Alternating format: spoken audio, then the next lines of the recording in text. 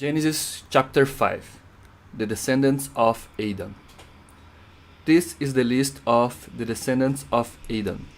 When God created human beings, He made them like Himself. He created them male and female, blessed them, and named them human beings.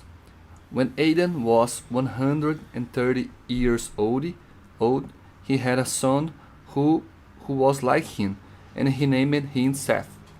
After that, Adam lived another 800 years. He had other children and died at the age of 930. When Seth was 105, he had a son, Enosh, and then lived another 807 years.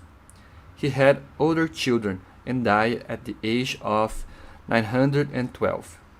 When Enosh was 90, he had a son, Kenan, and then lived another 815 years.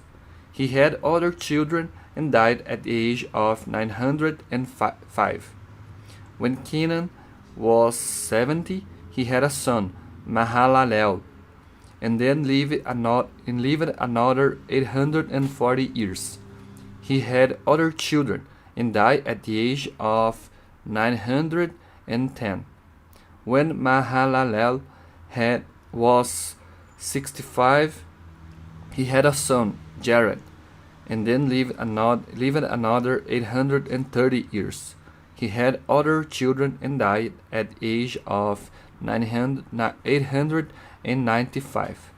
When Jared was 162, he had a son, Enoch, and then lived another 800 years. He had other children and died at the age of 962. When Enoch was 65, he had a son, Methuselah.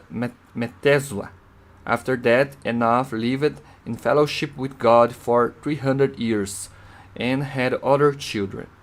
He lived to be 365 years old. He spent his life in fellowship with God, and then he disappeared because God took him away. When Methuselah was 187, he had a son, Lamech, and then lived another 782 years. He had other children and died at the age of 969.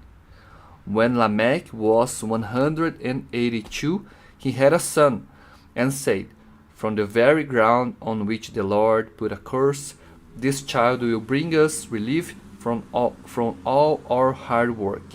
So he named him Noah.